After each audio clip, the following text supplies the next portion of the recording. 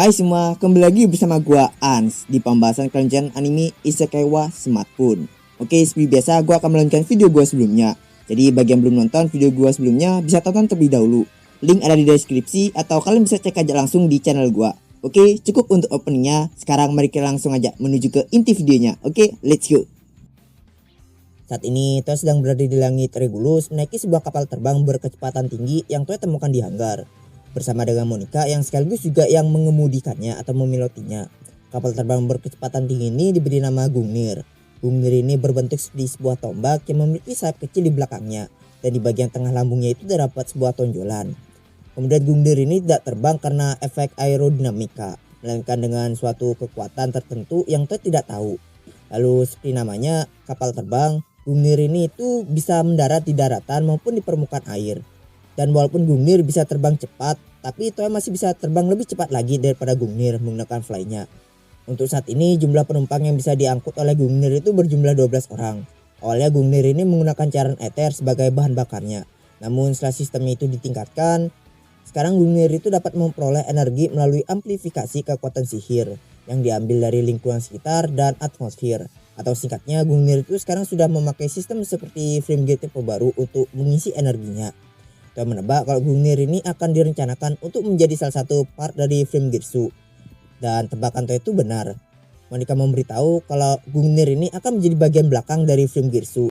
Jadi sekarang kita sudah tahu salah satu dari part frame gearnya Su nanti. Gungnir juga sudah disetting agar secara otomatis nantinya itu akan beralih menjadi autopilot saat penggabungan. Jadi ya benar-benar sistem kayak Gatai gitulah di Super Sentai atau di Power Ranger gitu. Selain untuk Gatai, sistem autopilot ini juga digunakan untuk berpergian berkat fitur pengenal suara yang dipasangkan di Gungnir. Tapi kekurangan dari sistem pilot untuk berpergian ini itu dia tidak bisa melakukan sesuatu yang tidak terduga. Jadi kalau terlalu mengandalkan autopilot untuk jalan-jalan aja itu agak berisiko. Lalu untuk jaga-jaga, Gungnir juga diberikan barir tak terlihat di sekelilingnya sebagai kamuflase, walaupun masih bisa dideteksi dengan suaranya yang masih kedengaran. Kemudian Toya bertanya kepada Monica apakah Gungnir ini memiliki senjata. Monica menjawab tidak. Gungnir hanya memiliki badan yang kuat saja, tapi mampu untuk mengalahkan monster kristal kelas rendah hanya dengan menabrakkannya saja. Singkat cerita, Toya dan Monica pun sekarang telah melalui langit Rodomea dan sampai di langit Yuron. Melalui jendela di Gungnir, Toya melihat kondisi Yuron saat ini dan merasa simpati karena keadaan di sana itu benar-benar sangat parah sekali. Perumahan pada hancur, pepohonan tumbang, dan tanah-tanah di sana itu pada hancur lebur. Namun walaupun begitu masih ada orang-orang yang memutuskan untuk tinggal di sana dan berusaha untuk membangun rumah mereka kembali. Dan merasa sedih melihat orang-orang itu. Walaupun mereka itu pastinya berpikir negatif ke Toya. Mungkin di sini itu Toya itu pingin sekali membantu mereka, tapi karena ya pimpinan mereka dan pemikiran mereka itu yang sempit, jadi Toya nggak bisa membantu mereka. Kemudian tiba-tiba datanglah telepati dari Kohaku yang membawakan pesan dari Yae yang ingin berbicara dengan Toya. Namun setelah Kohaku mengatakan itu, Yae tiba-tiba mencekik Kohaku dan mengambil alih telepatinya dengan nada yang panik gitu. Toya pun mencoba untuk menenangkannya, dan setelah Yae tenang, Yae pun cerita kalau baru saja dia itu mendapatkan sebuah surat dari ibu kota melalui Gate Mirror yang berisikan bahwa pasukan Hashiba sudah mulai menginvasi Oedo, tempat tinggal orang tuanya Yae. Dan saat ini di sana itu sudah mulai terjadi perang dengan Hashiba yang membawa 200.000 pasukan. Sedangkan aliansi Tokugawa di tempat Oedo ada 60.000 pasukan. Perbedaannya itu lebih dari 3 kali lipatnya. Dan berita ini makin diperburuk dengan terlukanya Ieyasu saat pertempuran pertama. Mendengar berita ini sontak Toya pun terkejut. Yae dengan frustasi ingin menggunakan frame gearnya untuk membubarkan pasukan Hashiba. Tapi sayangnya Toya tidak mengizinkannya karena Toya tidak bisa membiarkan frame gear masuk ke pertempuran antar manusia. Sebagai ganti, Toya akan OTW ke lokasi peperangan dan melakukan sesuatu. Toya pun langsung menyuruh Monica untuk memutar haluan dan menyuruhnya untuk menuju ke Isen. Monica pun menuruti perintah Toya dan mereka pun meluncur ke Isen sekarang. Dalam kurun waktu 10 menit mereka akan sampai di Oedo. Sambil menunggu, Toya membuka gate-nya dan mengajak Yae dan Kohaku ke dalam Gungnir. Sampai di dalam Gungnir, Yae bertanya di mana mereka sekarang. Dan Toya pun menjelaskan ke Yae tentang Gungnir dan lokasi yang akan dituju sekarang. Setelah mendengar penjelasan Toya, Yae pun sangat bersyukur. Sebab dia itu juga dapat kabar kalau ayah dan kakaknya itu sudah pergi ke medan pertempuran. Jadi dia tuh ingin cepat-cepat pergi membantu mereka. Dan ini juga salah satu dari alasan kenapa, yaitu panik di awal tadi. Di lain sisi Toya itu sangat kebingungan karena kejadian ini tidak sama seperti yang terjadi di Jepang dulu. Yang Toya tahu seharusnya mereka itu menginvasi Euron dulu. Toya pun jadi penasaran apa yang sebenarnya terjadi. Selain itu Toya juga bingung harus bertindak seperti apa sekarang. Karena kalau yang kena masalah ini adalah negara aliansi, Toya itu bisa aja membantu mereka tanpa pikir panjang gitu. Tapi karena ini adalah perang saudara di negara lain, akan jadi sangat buruk jika Toya itu terang-terangan membantu salah satu pihaknya saja. Apalagi kalau Toya itu sampai menurunkan Frimgear. Yang ada malah nama Toya akan makin buruk dan beredar gosip kalau Toya itu sedang mencoba untuk menjadikan Ishan sebagai pengikutnya. Apalagi kalau yang dibahas itu Euron. Sudah pasti mereka akan menyebarkan gosip-gosip aneh tentang Toya. Jadi untuk menghindari semua itu, Toya berencana menyamar menjadi sebuah komandan bertopeng yang kebetulan lewat untuk membantu Ieyasu atau Tokugawa. Toya pun mempersiapkan alat-alat penyamarannya. Pertama Toya itu membuat sebuah topeng menggunakan misril dan sihir modelingnya. Topeng yang Toya buat sekarang ini tidak sepenuhnya menutupi wajah, hanya bagian atas wajah saja yang ditutupi. Jadi seolah-olah topengnya ini dibuat untuk pesta. Karena hal itu, Toya pun menambahkan tanduk di topeng itu. Kemudian agar terlihat seperti orang lokal supaya penyamarannya itu makin tak terlihat lagi, Toya memakai pakaian bergaya Ishan yang Toya dapatkan dari Zanak. Pakaian-pakaian itu terdiri dari hakama, wagi, tabi, zori, dan jinbori. Ini pakaian-pakaian tradisional Jepang lah. Saat Toya memakai semua itu, Toya memasang sihir invisible di sekitarnya. Karena Toya itu masih malu harus ganti pakaian di depan tunangannya. Setelah selesai berganti pakaian, sebagai tambahan agar makin mirip seperti orang Ishan, Toya membawa katana yang Toya taruh di dalam obinya atau sabuk Jepang. Katana ini adalah prototipe dari katana Yai yang terbuat dari material monster kristal. Setelah semuanya sudah Toya pakai, Toya pun meminta pendapat ke Yai. Namun dengan kebingungan, Yai malah tidak tahu harus bilang apa, kecuali kalau Toya itu terlihat mirip seperti orang Ishan. Singkatnya mereka pun sampai di langit Ishan. Dari kokpit, Monica itu memberitahu ke Toya dan Yai kalau dia itu menemukan sebuah tanda kalau ada orang-orang yang sedang berkumpul di barat laut Uedo. Monica berkesimpulan kalau tempat itulah yang menjadi medan perang sekarang. Dengan segera Toya pun menyuruh Monica untuk tancap gas menuju ke lokasi itu. Monica pun menuruti perintah Toya dan dalam 1 menit mereka akan sampai. Dan tak lama kemudian mereka pun sampai di lokasi itu. Toya dapat melihat sebuah istana di balik bukit yang di sekitarnya itu ada daratannya. Istana itu bergaya Jepang dengan campuran gaya barat di beberapa tempat. Istana itu juga dikelilingi oleh beberapa parit. Lalu Toya juga dapat melihat puluhan ribu prajurit yang sedang menembaki istana itu dengan panah api. Dan beberapa prajurit di baris belakang yang memasang bendera bergambarkan labu emas. Toya berkesimpulan kalau mereka itu adalah prajurit milik Hashiba. Hanya dengan melihatnya saja itu sudah terlihat jelas kalau mereka itu ada lebih dari 200.000 pasukan. Sedangkan di seberang jembatan dan parit ada prajurit yang kemungkinan milik Tokugawa. Yang beberapa prajuritnya itu sedang berlari ke depan lagi dan lagi sambil menahan sebuah battering ram pasukan Hashiba atau gerobak penghancur gerbang. Selain itu ada juga prajurit penyihir Tokugawa yang membelokkan panah-panah api milik Hashiba dengan sihir angin. Kemudian tak lama setelah itu battering ram milik Hashiba berhasil menghancurkan gerbang istana. Yang membuat Toya itu tidak memiliki waktu lagi untuk melihat saja. Toya menyuruh Yai untuk pergi ke istana itu dan mencari Jubei dan Jotaro dan memberitahu mereka kalau Toya itu telah datang membantu. Selain itu Toya juga menyuruh Yai untuk merahasiakan identitasnya dari orang lain kecuali Jubei dan Jotaro. Sedangkan Toya dan Kohaku akan mengurus prajurit-prajurit yang ada di depan gerbang itu. Setelah itu Toya pun mengirim Yai ke istana itu, sedangkan Toya dan Kohaku yang sudah berubah menjadi versi besarnya itu berpindah ke atas gerbang istana. Toya dan Kohaku pun turun dari atas gerbang tanpa memperdulikan kedua belah pihak yang terkejut dengan kedatangan Toya. Komandan dari Hashiba menyuruh prajuritnya untuk menyerang Toya menggunakan battering ram. Namun dengan mudah Toya itu berhasil menghentikannya menggunakan tangan kosong yang telah Toya lapisi dengan sihir gravity dan sihir barunya yaitu Power Rise. Sihir non atribut yang dapat menambahkan kekuatan fisik Toya. Namun sihir ini itu memiliki kekurangan yang dapat membuat badan si penggunanya itu menjadi berat. Jadi maka dari itu Toya itu menggunakan gravitinya tadi untuk mengakali kekurangan dari Power Rise ini. Setelah berhasil menghentikan batteri ram itu, Toya kemudian mengangkatnya dan melemparnya ke parit bersama dengan prajurit yang membawa batteri ram itu. Prajurit Tokugawa yang masih belum tahu kalau Toya itu kawan mereka mencoba untuk menembaki Toya dengan anak panah. Namun Toya langsung membelokkannya dan mengarahkannya ke prajurit Hashiba. Toya berharap dengan ini mereka itu bisa menilai kalau Toya itu ada di pihak mereka. Kemudian Kohaku pun meraung dan mulai melempar prajurit yang berada di atas jembatan dan yang ada di dekatnya. Setelah itu Toya memperingati prajurit Hashiba untuk mundur dan mau mengancam mereka gitu. Tapi sebelum Toya itu menyelesaikan ancamannya, si komandan Hashiba tadi dengan gagah beraninya dan tanpa rasa takut, dia memotong perkataan Toya dengan bilang, "Terus apa yang mau kau lakukan?" Tentu dengan nada yang ngejek. Toya pun kesal dan Toya pun mengeluarkan HP-nya, melok semua prajurit Hashiba di map dan mengaktifkan sleep ke mereka semua. Dan dengan seketika secara serempak semua prajurit Hashiba pun terjatuh kepleset. Sampai-sampai Toya itu merasakan getaran kecil di tanah gara-gara mereka itu semua terpleset bersamaan. Namun ada beberapa prajurit yang tidak jatuh, terutama yang naik kuda. Alasannya karena Toya itu menargetkan tanah yang berada di bawah kaki prajurit Hashiba. Jadi karena prajurit yang menaiki kuda itu tidak berdiri di tanah, jadi mereka tidak terkena sihir slipnya Toya ini. Para atasan yang duduk di atas kuda pun pada kebingungan dengan apa yang terjadi. Lalu mereka pun berteriak menyuruh bawahannya itu untuk berdiri kembali. Dan di sini Toya pun akhirnya mulai serius. Toya sebenarnya bisa saja langsung melumpuhkan mereka dengan paralyze.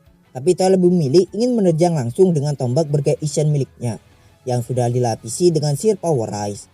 Karena Toya takut jika Toya itu memparalyze semua pasukan Hashiba, para pasukan aliansi Tokugawa itu akan memanfaatkan kesempatan itu untuk membunuh mereka dan berakhir menjadi masalah gitu ke depannya.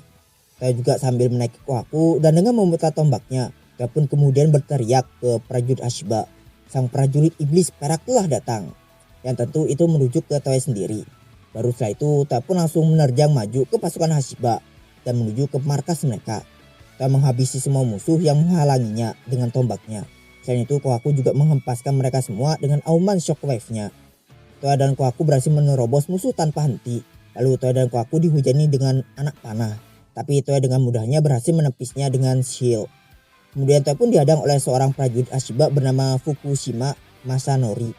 Dia memperkenalkan dirinya sebagai pemakai tombak terkuat di Hashiba.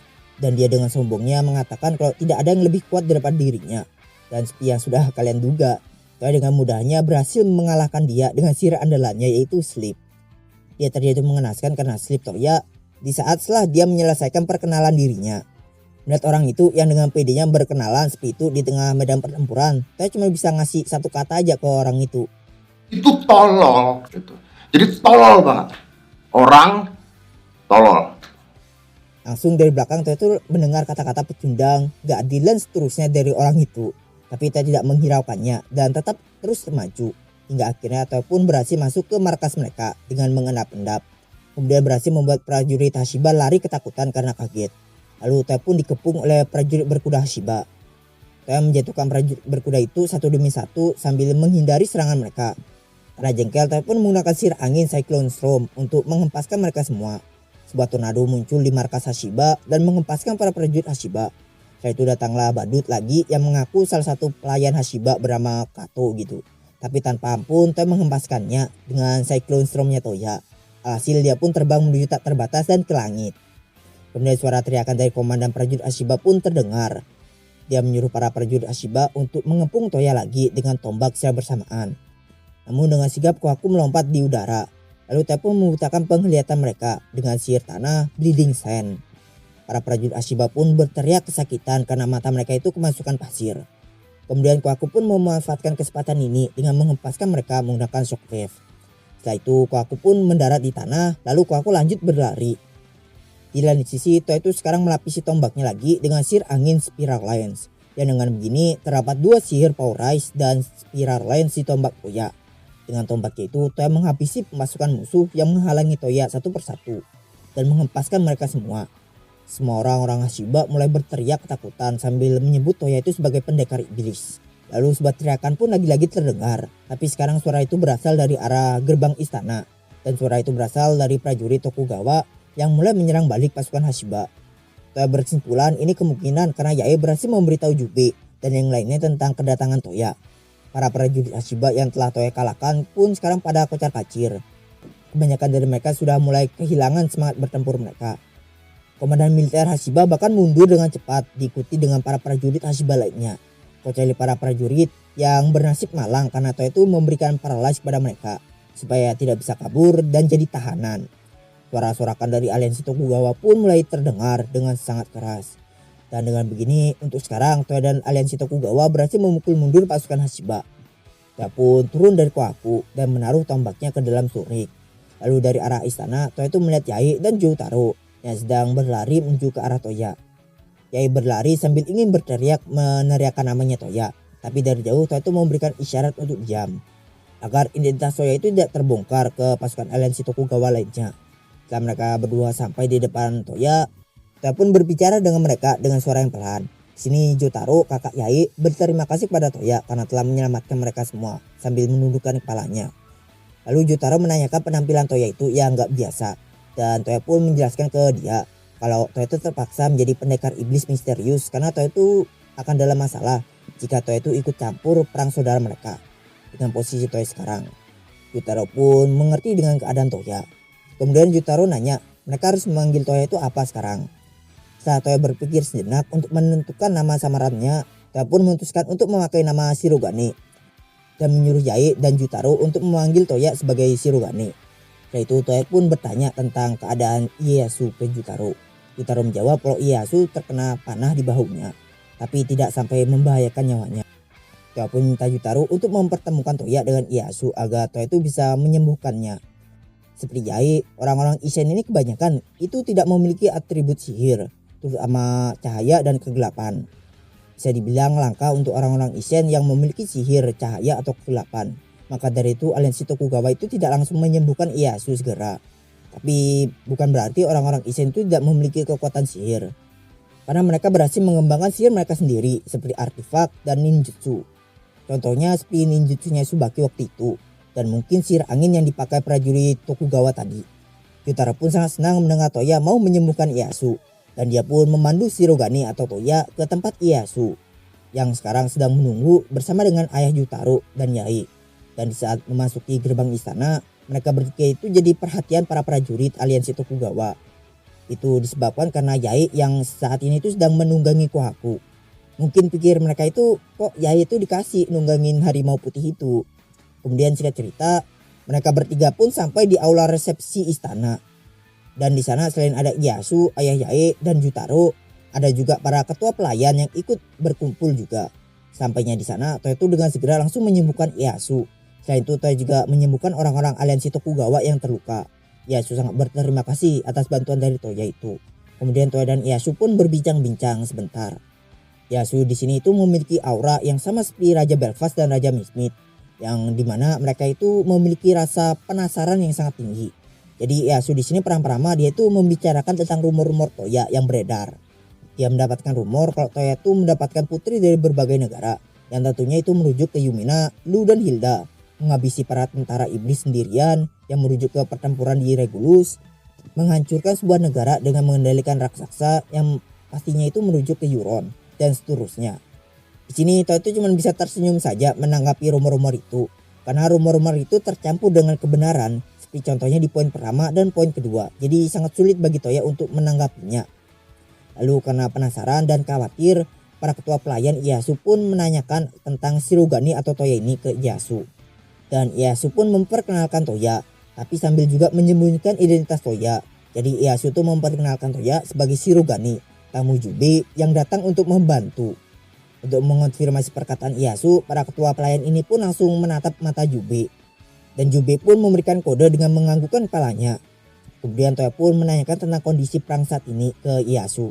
Dan Ieyasu pun menjawab kalau kondisi mereka ini sekarang sangat dirugikan. Pasukan Hashiba lebih banyak daripada pasukan mereka.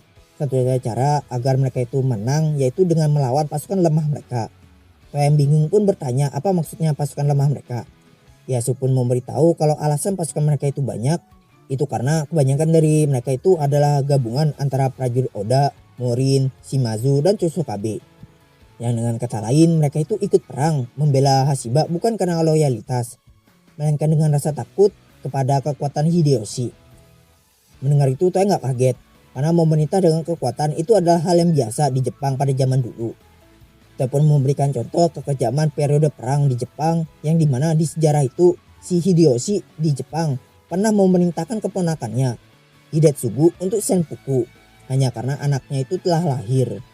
Kemudian selirnya dan anak-anaknya yang total itu ada 30 juga ikutan dibunuh. Mungkin karena ya udah ada ahli waris jadi nggak usah keponakan gitu. Untuk senpuku kalian pasti sudah tahu lah, jadi gua nggak usah jelasin lagi, lumayan gore karena ya cari apaan lah. Kalau ada di antara kalian yang nggak tahu, cari aja di Google, pasti ada kok. Lanjut, setelah itu Toya juga memberikan contoh lainnya tentang Ieyasu di Jepang, yang di sejarah pernah menggergaji pengikutnya sendiri, Ouga Yashiro, hanya karena mengetahui komunikasi rahasianya dengan Takeda. Jadi saat periode perang zaman dulu itu memerintah dengan kekuatan itu adalah hal yang biasa. Untungnya Ieyasu yang ada di dunia baru ini tidak seperti itu. Setelah itu Toya pun menanyakan squad apa sih Hideyoshi ini sampai ditakuti gitu. Dan ternyata Ieyasu pun juga tidak terlalu tahu. Tapi menurut apa yang dia dengar dari pengikut Hideyoshi, si Hideyoshi ini menggunakan gentong emas dan jutsu aneh untuk membuat mereka itu tidak bisa melawan Hideyoshi. Selain itu Ieyasu juga mendengar rumor kalau pembunuhan Oda Nobunaga itu juga gara-gara si Mitsuhide Akechi ini dikendalikan oleh Hideyoshi dengan kekuatannya itu. Mendengar itu Toya pun langsung berpikir, mungkin aja gentong emas punya Hideyoshi ini adalah salah satu artefak gudang Babylon yang terjatuh. Dengan panik Toya pun membuka HP-nya dan mengecek daftar artefak yang hilang dari gudang Babylon. Tapi untungnya tidak ada artefak seperti itu di daftar artefak yang hilang. Jadi Toya berkesimpulan kalau gentong emas itu adalah barang hasil buatan profesor lainnya di masa lalu. Seperti kasus jarum yang mengendalikan para naga waktu itu. Kemudian Toya bertanya apakah mereka itu akan hancur jika gentong emas itu dihancurkan. Dengan ragu, Ieyasu pun menjawab mungkin. Karena Hideyoshi ini tidak pernah keluar selangkah pun dari istananya. Bahkan Ieyasu sendiri yang sudah menjabat lama sebagai feodal itu tidak pernah sekalipun melihat wajahnya. Dan sebuah rumor menjelaskan alasan dia itu nggak pernah keluar karena Hideyoshi itu malu menampakkan wajahnya yang seperti monyet gitu. Setelah mendengar informasi-informasi tentang Hideyoshi dari dia itu yang seorang raja feodal Hikikomori, tidak memiliki garis keturunan yang jelas, cara aneh menjadi seorang feodal, memiliki wajah monyet, menemukan gentong emas secara kebetulan yang memiliki kekuatan dan masuk ke dalam Oda menggunakan kekuatan itu, memanipulasi sang kaisar untuk membuat dirinya menjadi feodal, menghancurkan Oda Nobunaga yang menurutnya menjadi pengganggu dan mengambil alih klan Oda. Ini tuh benar-benar gambaran yang sangat berbeda sekali dari Hideyoshi yang ada di Jepang. Karena penasaran untuk mengetahui lebih lanjut tentang perbedaan mereka berdua ini, saya pun bertanya lagi di mana Hideyoshi sekarang. Ieyasu pun menjawab kalau dia itu ada di dalam istana Osaka emas yang dia buat. Ini adalah hal yang akan dilakukan oleh Hideyoshi di Jepang. Tapi ini terlalu mencolok bagi Toya dan tidak seperti Hideyoshi yang melakukan di Jepang. Toya pun kemudian memproyeksikan peta dari HP-nya dan mulai mencari istana itu. Para pimpinan pun langsung kaget melihat sebuah peta yang diproyeksikan di udara. Namun Toya mengabaikan mereka dan tetap fokus mencari istana itu. Setelah Toya menemukannya dan memproyeksikannya, Toya pun dibuat terkejut karena seluruh istana itu dikelilingi oleh barir. Yang membuat Toya tidak bisa ke sana langsung menggunakan gate-nya. Karena gate-nya nggak bisa, Toya berpikir menggunakan gungnirnya untuk ke sana. Lalu Ieyasu bertanya ke Toya apa yang sebenarnya Toya sedang rencanakan. Dan Toya pun memberitahu ke dia kalau Toya itu sedang berencana untuk melawan Hideyoshi secara langsung. Toya berpikir akan menabrakkan gungnirnya ke istana Hideyoshi. Namun jika Toya melakukan itu, kemungkinan besar semuanya itu akan meledak. Tapi Toya tidak kepikiran cara lain selain itu untuk masuk ke dalam istana Hideyoshi. Dengan nada yang seakan-akan takjub, Ieyasu pun bertanya apakah Toya itu bisa melakukan itu. Toya pun jawab bisa karena Toya itu memiliki kekuatan misterius. Kemudian Toya memberitahu secara rinci gitu rencananya. Setelah Toya itu menabrakkan gungnirnya ke istana Hideyoshi dan meledak, Toya berencana akan masuk ke dalam istana mencari Hideyoshi dan lalu melakukan sesuatu ke gentong emas itu. Kemudian tiba-tiba datanglah dua orang yang Toya tidak kenal. Dan salah satu di antaranya itu meminta Toya untuk mengajaknya ke dalam rencana Toya itu. Tatapan semua orang pun tertuju pada orang itu. Orang itu memiliki umur kira-kira sama seperti Toya. Kemudian pengikutnya itu yang satunya lagi itu tinggi dan ramping. Dia memakai armor hitam di hakama hitamnya dan jinbori ungu polkadot. Yang mencolok dari dirinya selain pakaiannya itu adalah penutup matanya yang dia kenakan di mata kanannya. Orang itu kemudian meminta maaf atas keterlambatannya dia dalam hadir ke rapat ini. Lalu dia pun memperkenalkan dirinya sebagai Raja Feodal Date yang bernama Date Tojiro Masamune dan pengawalnya yang bernama Katakura Kojuro Kegetsuna. Dan sayangnya untuk video kali ini gue akhiri terlebih dahulu. Sebelum gue tutup, gue mau ngucapin terima kasih banyak pada Hari, Bang Zakir, Dal, dan Najir Slebeu yang sudah donasi ke Saweria gue. Dan sorry untuk Bang Hari dan Bang Zakir karena donate-nya udah lama tapi gue baru tampilin sekarang. Kalau misalkan ada yang kira-kiranya itu mau donate juga, kalian bisa aja scan QR kode ini atau link yang ini, atau kalian bisa klik aja link yang sudah gua sediakan di deskripsi. Oke, segitu dulu untuk video gua kali ini. Jangan lupa like jika kalian suka, dan komen aja jika ada informasi atau sebagainya yang kurang tepat dari video gua ini. Gua pamit, see you next video and さよなら。アディオス。バイ。バイ。Hasta la vista, everybody.